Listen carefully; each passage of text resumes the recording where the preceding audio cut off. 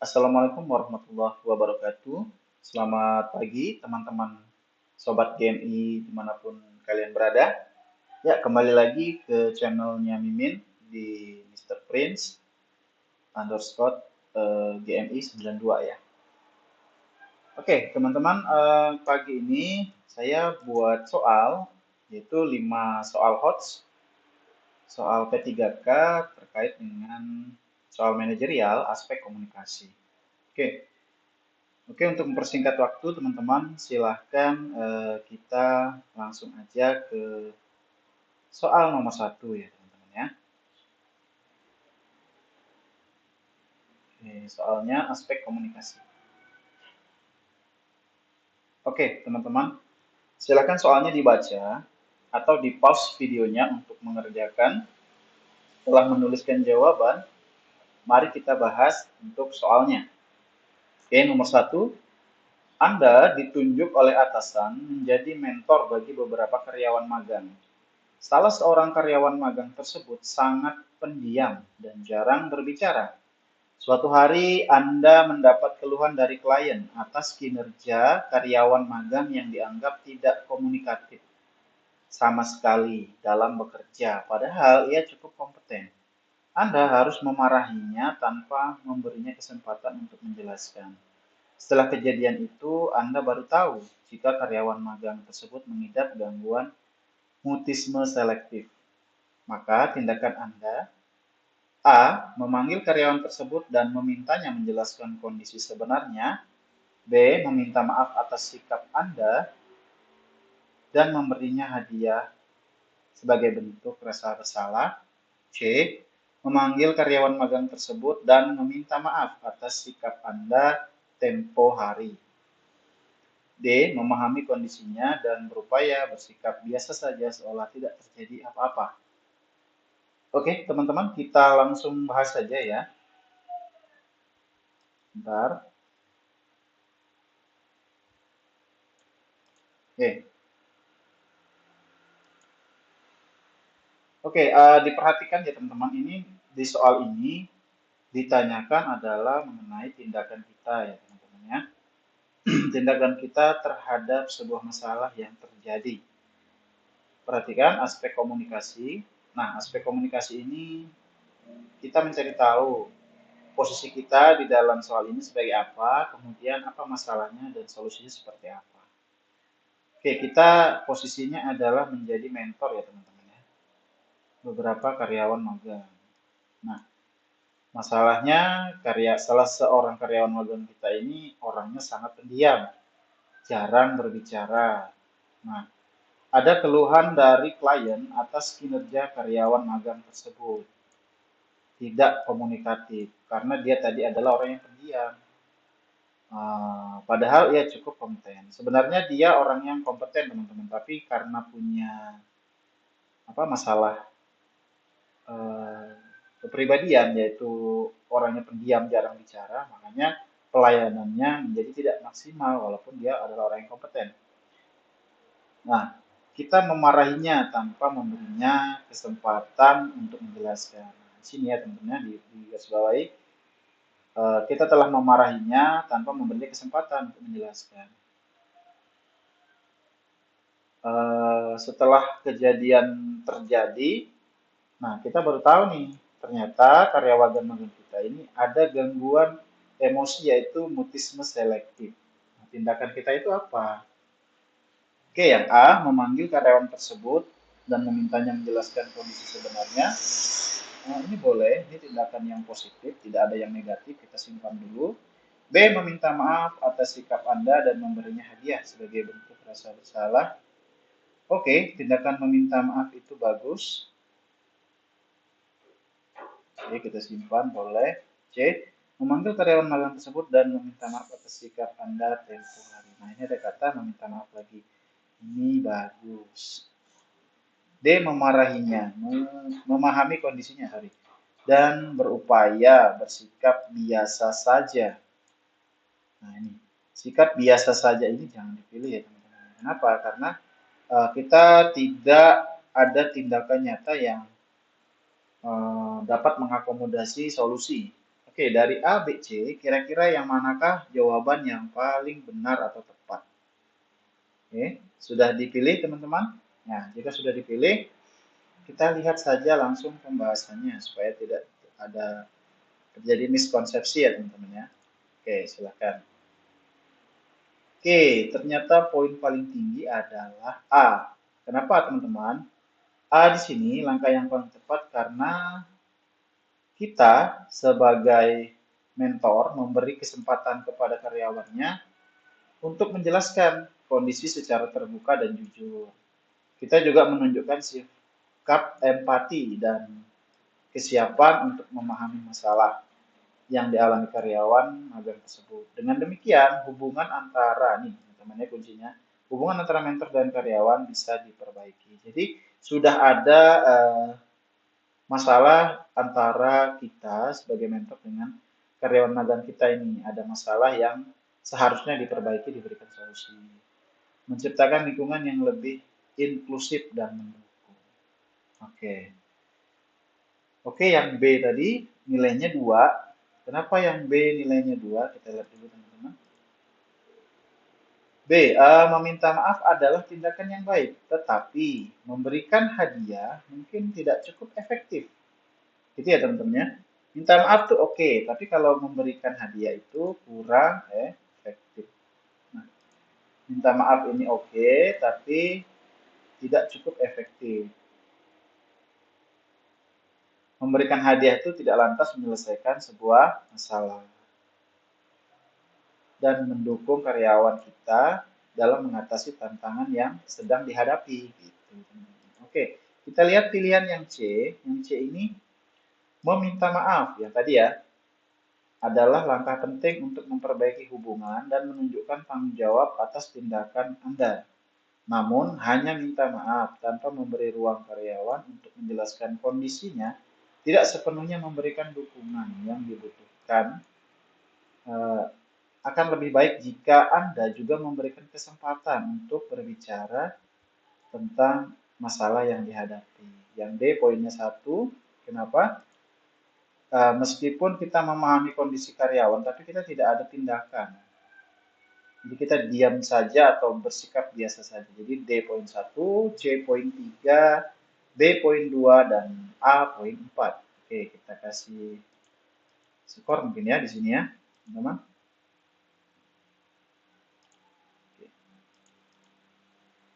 Ini tadi kita poinnya 4. Kemudian ini poinnya 2. Oh, sorry. Ini poinnya 2. Poin 2. Yang ini poinnya berapa tadi teman-teman? Ini poinnya 3. Nah, yang terakhir poinnya 1. Oke. Ya. Oke, jika ada yang belum jelas teman-teman atau apa ya, membutuhkan pemahaman lebih lanjut, teman-teman bisa tuliskan di kolom komentar, nanti kita berdiskusi ya teman-teman ya. Boleh. Oke, jadi ini kenapa yang A tadi kesimpulannya karena kita memanggil karyawan kita tersebut dan minta dia menjelaskan kondisinya. Nah, jadi kan supaya tidak ada kesalahpahaman antara kita dengan dia gitu dan kita juga bisa melakukan permintaan maaf. Tapi kalau kita melakukan permintaan maaf saja, kita panggil karyawan kita nih, tapi kita minta maaf tok aja, tidak ada kesempatan untuk dia menjelaskan. Jadi kata kuncinya di sini adalah memintanya menjelaskan kondisinya yang sebenarnya. Gitu. Kunci dari komunikasi adalah adanya apa teman-teman? Kesepahaman informasi. Oke, itu ya.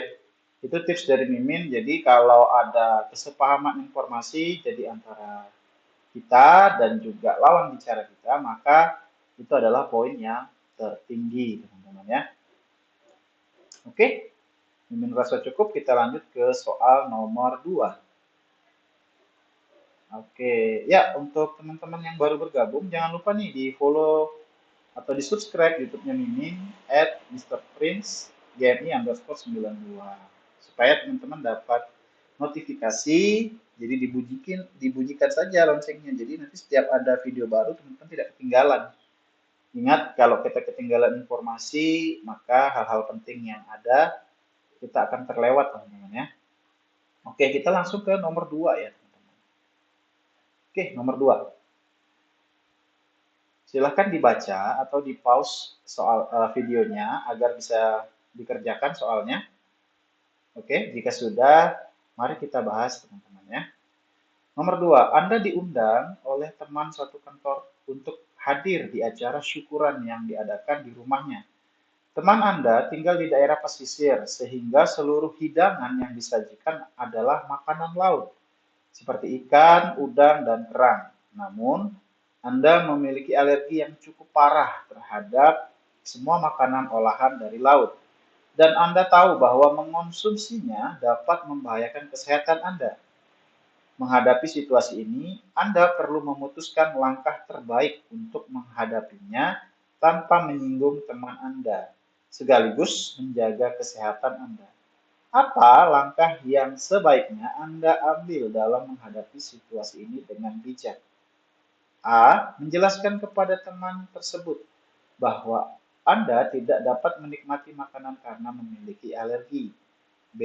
Memilih untuk tidak memakan hidangan olahan laut yang disajikan di acara pesta perayaan tersebut. C. Meminta maaf kepada teman tersebut dan menjelaskan jika memiliki alergi parah terhadap makanan laut.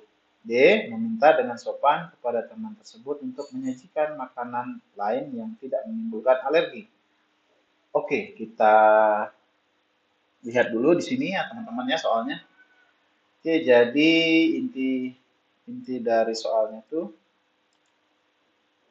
oke, bentar. Kita diundang oleh teman kantor untuk hadir di acara syukuran. Hadir di acara syukuran. Oke.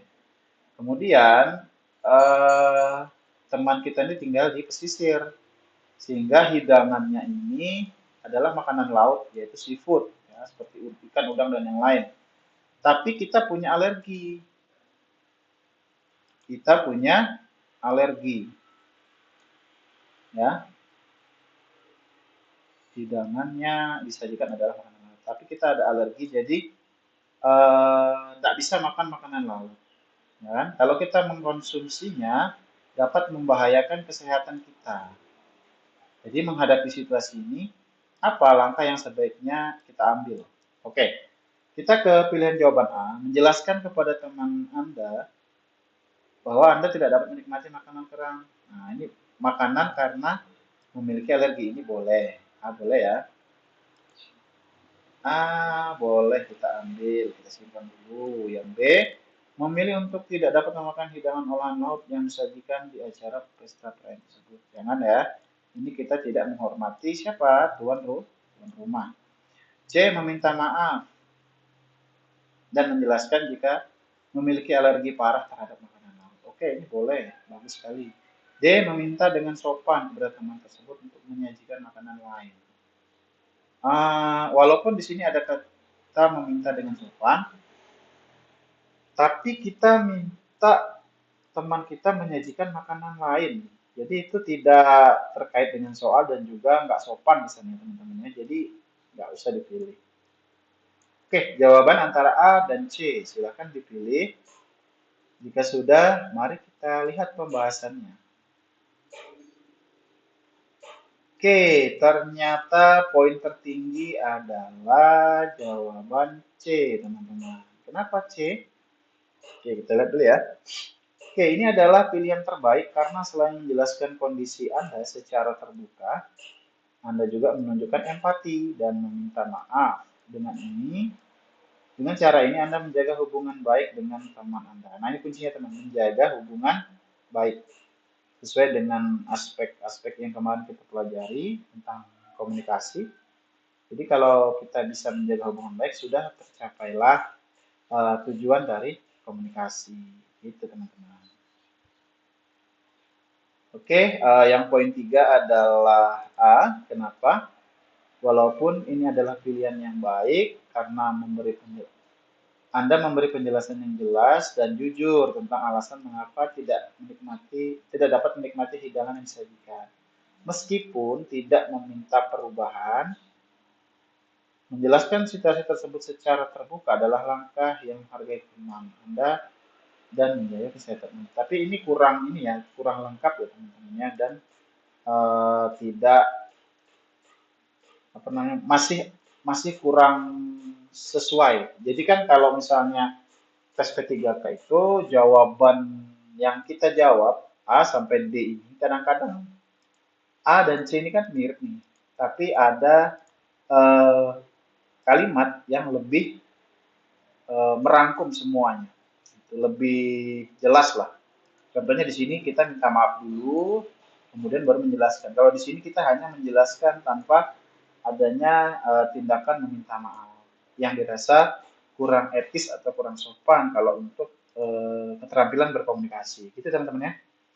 Oke, yang A poinnya 3, C poin 4, B poin 2, D poin 1. Oke, kita tulis dulu di sini. Oke. Ini poinnya berapa tadi? 3. Ini poinnya 2. Ini poin 4. Ini yang tertinggi. Dan yang ini tadi poin 1. Nah, oke, jika sudah jelas kita lanjutkan ke soal berikutnya.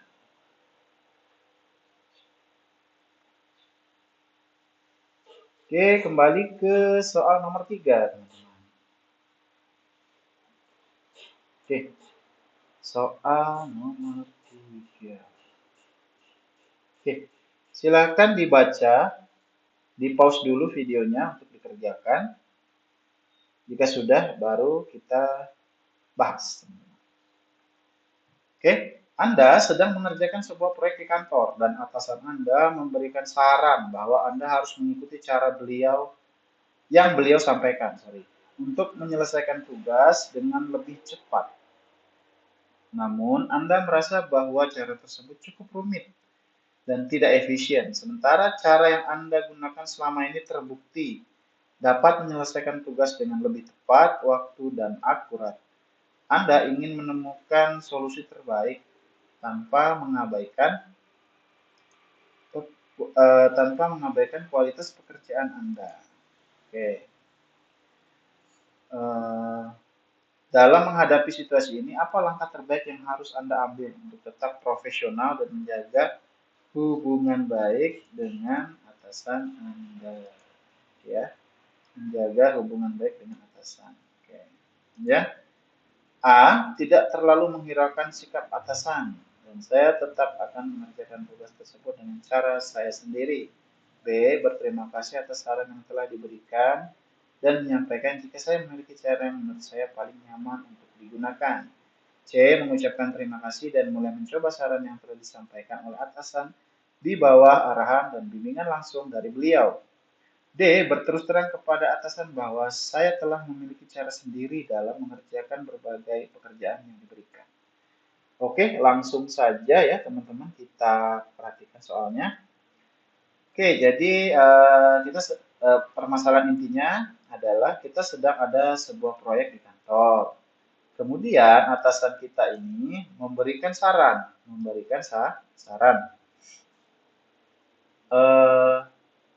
Kita harus mengikuti cara yang beliau sampaikan untuk menyelesaikan tugas dengan lebih cepat. Tetapi, nah konfliknya ada di sini. Anda merasa bahwa cara tersebut cukup rumit dan tidak efisien. Sementara cara yang Anda gunakan terbukti dapat menyelesaikan tugas dengan lebih cepat, tepat waktu dan akurat ya. Oke, jadi solusi terbaiknya apa untuk menanggapi hal ini? Apakah kita mengikuti saran atasan atau kita mengatakan bahwa cara kita lebih efisien? Oke, kita lihat dulu yang A. Tidak terlalu menghiraukan, jangan dipilih, langsung saja dieliminasi. Kenapa? Karena negatif. Yang B, kita berterima kasih kepada saran atasan dan menyampaikan bahwa kita memiliki cara yang paling nyaman digunakan. Oke, ini boleh sih. Nah, positif aja, tidak ada negatifnya. C, mengucapkan terima kasih dan mulai mencoba saran yang telah disampaikan oleh atasan. Ini juga positif, kita skip dulu. D, berterus terang kepada atasan bahwa saya telah memiliki cara sendiri. Berterus terang ini positif, tapi kalau kita terlalu belak-belakan dalam ilmu komunikasi itu dilarang, teman-teman. Jadi jangan dipilih ya. Coba aja pilih antara B atau C. Oke? Apakah sudah? Jika sudah, kita lanjutkan pembahasannya. Manakah poin yang tertinggi antara B atau C? Kita lihat. Iya, jawabannya adalah C, teman-teman ya. Nah, pasti banyak yang terkecoh jawab B. Oke, kenapa C menjadi poin yang tertinggi? Oke, kita lihat sama-sama. Ini adalah pilihan terbaik karena menunjukkan rasa hormat. Rasa hormat terhadap saran atasan dan menunjukkan kesiapan mencoba cara yang disarankan. Dengan melibatkan atasan dalam proses tersebut, Anda memberi kesempatan untuk berdiskusi lebih lanjut dan meningkatkan kolaborasi. Sembari menjaga kualitas pekerjaan, menunjukkan fleksibilitas dan kemauan untuk belajar. Oke, jadi teman-teman ingat lagi kunci dari aspek komunikasi itu juga terkait dengan aspek kerjasama. Ada kata kolaborasi, ya kan? Intinya tuh kita memberikan kesempatan kepada partner bicara kita atau lawan bicara kita untuk terjadinya ini kolaborasi dan sehingga mendapatkan tujuan yang ingin dicapai. Apa itu? Kesepahaman kalau di komunikasi. Oke, kita ke poin 3 yang tadi. Kenapa ini poinnya 3 yang B? Pilihan ini cukup baik karena Anda menunjukkan penghargaan terhadap atasan, bersikap terbuka untuk berdiskusi. Namun, nah ini ada alasannya nih, kenapa dia poin 3, teman-teman. Cara ini kurang tepat jika tidak memberikan ruang untuk mencoba atau berdiskusi. Nah, ini kuncinya itu ada di sini, teman-teman. Jika kita diberi saran oleh orang lain, sarannya itu diterima, kemudian dicoba dulu. Nanti kan dalam prosesnya kita bekerja itu ada namanya diskusi lebih lanjut. Nah, misalnya kita punya cara yang lebih baik, kan kita akan menyampaikan kepada atasan, oh cara saya ini lebih baik Pak, alasannya seperti ini. Gitu. Walaupun di pilihan jawabannya, di situ ada keterangan bahwa kita sudah menyampaikan kepada beliau. Nih, coba lihat. Kita juga mengucapkan terima kasih sama yang C juga. Bedanya kalau di sini ada tindakannya nih, mulai mencoba saran yang telah disampaikan oleh atasan di bawah arahan langsung dari atasan atau dari beliau. Kalau yang B, kita ini menerima saran atasan. Nah, tapi kita juga bisa menyampaikan ini sebenarnya masuk ke aspek komunikasi juga adanya keberanian kita untuk mengutarakan pendapat. Namun lagi-lagi yang harus kita pahami bahwa dalam bekerja itu eh, apa ya, perintah atasan atau arahan dari atasan itu harus dipatuhi, teman-teman, harus diikuti. Kenapa? Selama dia baik dan positif, kita tuh menunjukkan loyalitas kita. Jadi itu masih masuk dalam frame atau kerangka aspek manajerial yang baik dan benar, teman-teman. Ini banyak orang yang sering terkecoh antara B atau C. Coba aja dibaca baik-baik, pasti ada yang terkecoh. Oke ya, teman-teman, saya rasa cukup. Jadi yang B ini tadi poinnya. Saya tulis saja langsung ya, biar nggak bingung ya. B tadi poin 3, Yang C poin 4. Ini poin 1. Kemudian yang D poin 2. Oke, teman-teman. Jika sudah, kita lanjutkan saja ya ke nomor selanjutnya. Oke, kita ke nomor selanjutnya. Kita ke nomor 4. Oke, bagi teman-teman yang baru bergabung, tolong dibantu admin untuk di-subscribe YouTube-nya supaya lebih semangat lagi, lebih rajin lagi untuk buat kontennya ya teman-teman.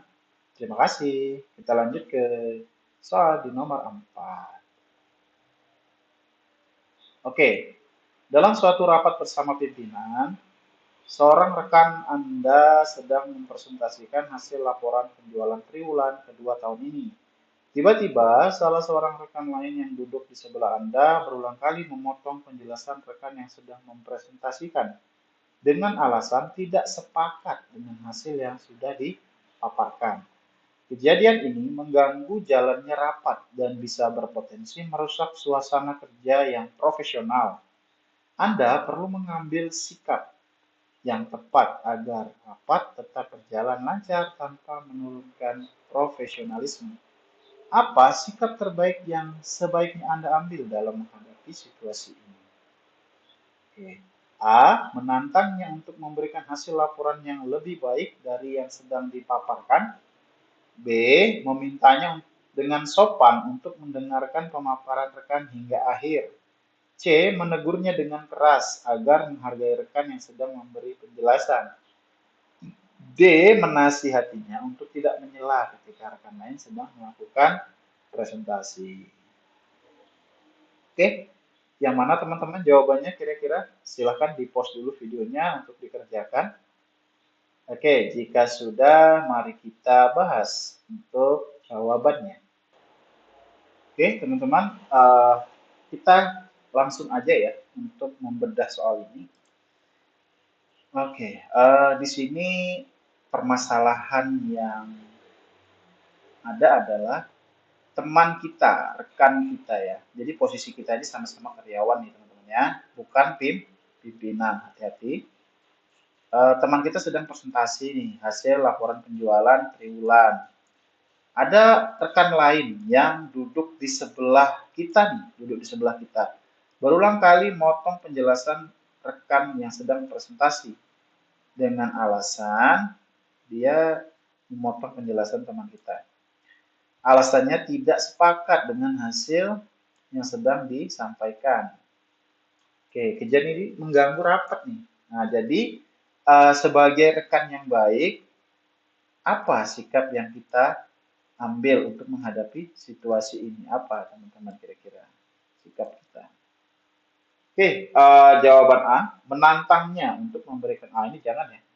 Ini langsung aja dieliminasi. Kenapa? Karena menantang ini adalah tindakan negatif. Oke, B, memintanya dengan sopan untuk mendengarkan pemaparan rekan di akhir. Nah, ini boleh ya, ini positif nih teman-teman.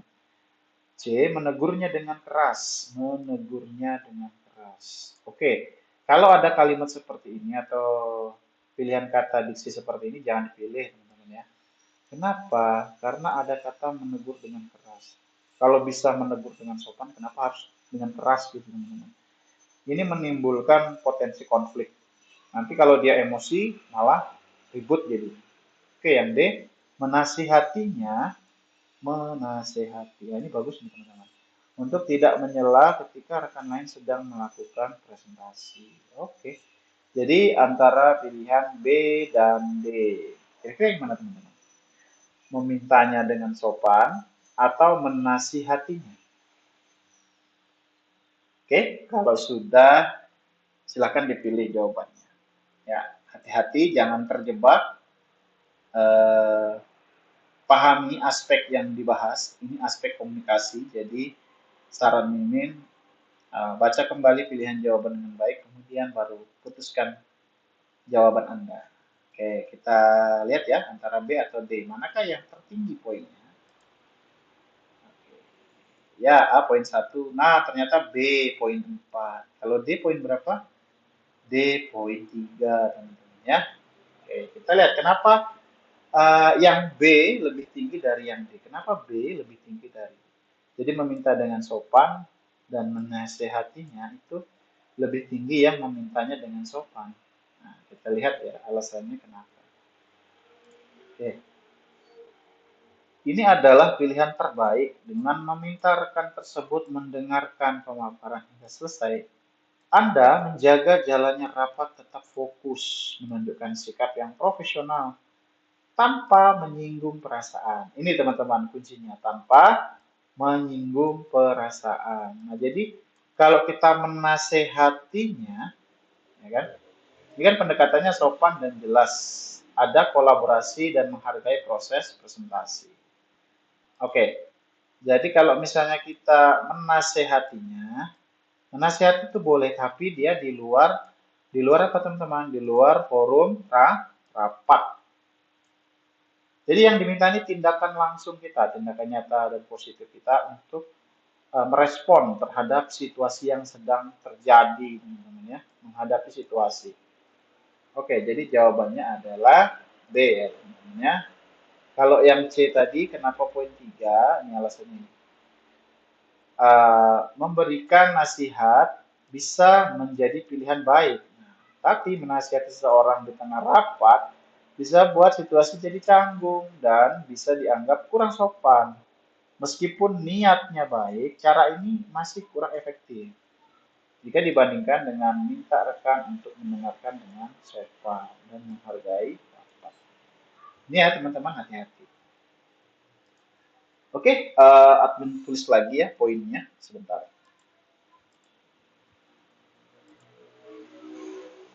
Oke, kita tulis poinnya. Yang A poinnya 1 karena kita menantang teman kita. Yang B poin 4. Yang C poin 2. Ini bisa bikin kelahi. Yang D poin 3. Oke. Ya, sampailah kita di soal yang terakhir, soal nomor 5. Tadi udah ngintip-ngintip nih soalnya. Bentar ya, teman-teman. Oke, soal nomor 5. Oke. Silahkan dibaca, teman-teman.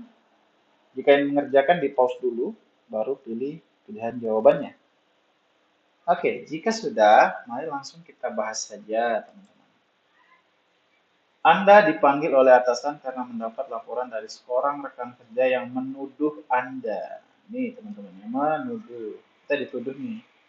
Adalah laporan kita dituduh telah melakukan penyalahgunaan kekuasaan.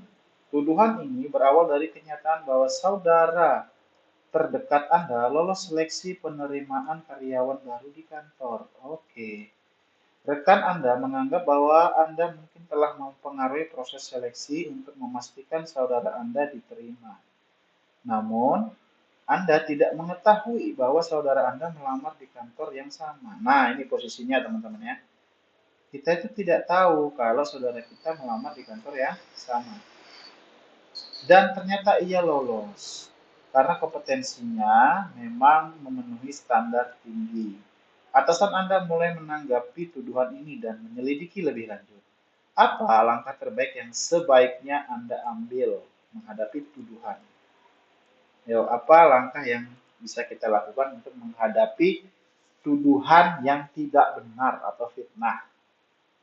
Oke, yang A, berusaha meluruskan dan menjelaskan kepada atasan sesuai dengan situasi yang sebenarnya. Oke, ini langsung aja di-keep dulu. Memohon kepada atasan untuk tidak mempercayai tuduhan yang tidak mendasar. Oke, kata memohon ini jangan dipilih ya teman-teman. Kenapa?